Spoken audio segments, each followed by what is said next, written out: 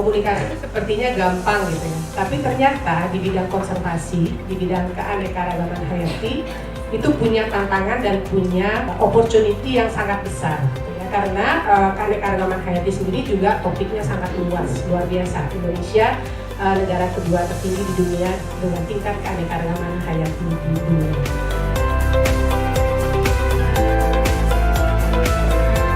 Tapi ketika serangga menghilang, lingkungan hidup akan kacau. Jadi kutipannya seperti itu, akan mengalami kekacauan. Ini yang ditulis juga sama Bang Arifin ya. Saat ini ketika kita berbicara tentang narasi ekologi, itu adalah kita berbicara tentang kehancuran, tentang kerusakan, dan tentang kepunahan. Paul Ehrlich adalah salah satu naturalis juga, dia mengatakan bahwa ketika kita membunuh spesies makhluk lain, maka secara tidak langsung kita akan membunuh ekosistem yang menopang kehidupan kita, dalam hal ini manusia itu sendiri.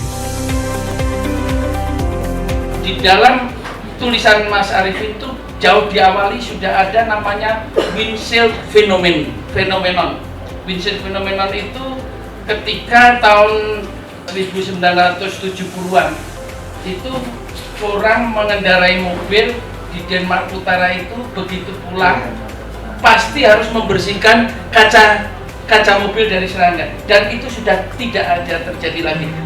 Jadi hanya satwa-satwa yang bisa beradaptasi, yang bisa survive di alam.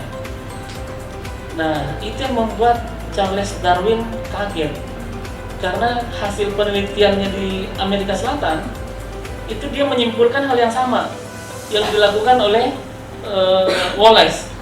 Kalau kota besar di Jakarta itu sedikit ya, karena ada polusi cahaya atau polusi udara. Karena polusi udara, polusi insektisida yang berlebihan di dalam air maupun tanah yang mengakibatkan kepunahan. Atau solusi yang bisa kita lakukan, karena saya yakin semua orang di sini punya perannya masing-masing di bidangnya masing-masing yang bisa bantu supaya seperti tadi Prof katakan, semoga kita harapannya kiamat ini tuh baru prematurnya aja gitu, belum jadi kiamat bro gitu ya Prof.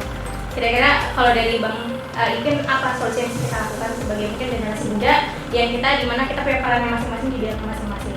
Lingkungan, kajian lingkungan hidup itu dia menyangkut berbagai aspek, dia saling terkait. Kalau teman-teman baca Fritjof Capra, The Web of Life, terus tentang The Hidden Connection,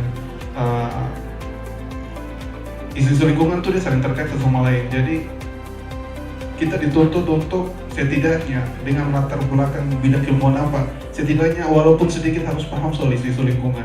Kira-kira apa yang bisa kita lakukan bersama gitu, supaya hal itu kita lakukan masif dan itu bisa benar-benar menjaga atas, supaya tidak ada lagi nih bahasa kiamat subro atau mungkin kekubronya gitu ya, terkait dengan ekologi.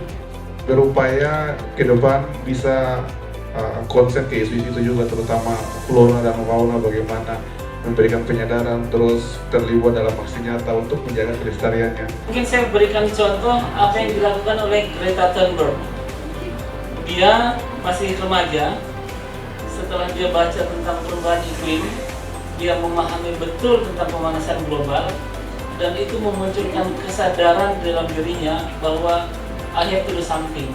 Tidak ada serangga, tanaman akan mati. Kita perlu cegah itu agar lingkungan lestari. Selamat ulang tahun ke-10 untuk BWK Hati. Mari lanjutkan perjuangan agar wajah ibu bumi berseri-seri. Terima kasih teman-teman semua.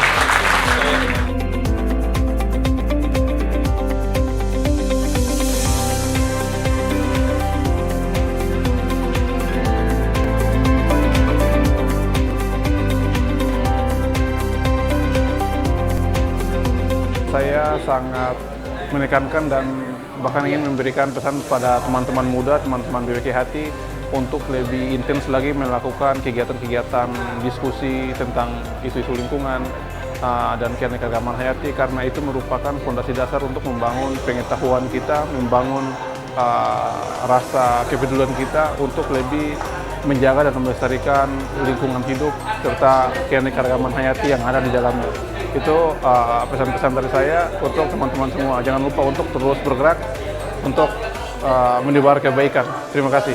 Menurut aku testimoni setelah mengikuti kegiatan ini banyak banget manfaatnya, karena kita jadi tahu nih bahwa kita punya satu permasalahan yang mungkin harus kita selesaikan sama-sama, apapun bidangnya yang sedang kita jalani sekarang. Dan kita juga jadi saya sendiri jadi sadar kalau misalkan ternyata bumi kita tuh sedang tidak baik-baik saja. Harapannya kedepannya akan lebih banyak lagi kegiatan kayak gini, sehingga semakin banyak juga masyarakat yang akan tahu dan semakin sadar untuk terus menjaga bumi sama-sama. Mungkin mau ngucapin selamat ulang tahun juga ke BWKHT yang ke-10, semoga kedepannya semakin jaya, semakin sering mengadakan kegiatan-kegiatan yang akan merangkul anak muda untuk bisa berperan untuk menjaga bumi. Dari acara tadi kita semua dapat banyak insight baru tentang hewan sekecil serangga itu ternyata punya dampak yang cukup besar untuk dunia ini gitu ya. Terus udah gitu ternyata tadi juga membuka pandangan-pandangan baru gitu terhadap ternyata serangga itu tidak hanya berstigma negatif gitu. Biasanya kan kita kalau misalnya ketemu ada serangga nih gitu, biasanya kita entah jijik lah, entah takut lah gitu. Ternyata banyak loh serangga-serangga yang memberikan dampak positif terhadap lingkungan kita gitu. Secara tidak sadar banyak tidak kita sadari gitu kalau misalnya serangga itu bermanfaat bagi kehidupan kita gitu. Ya, tapi kita ketahui sekarang kan serangga tuh kayak kurang diketahui manfaatnya. Nah, ya harapannya tuh kedepannya semua orang, terutama anak muda bisa lebih aware, terus bisa menjaga biar serangga itu hidup dengan baik karena terus memberikan manfaat yang maksimal juga ke kita.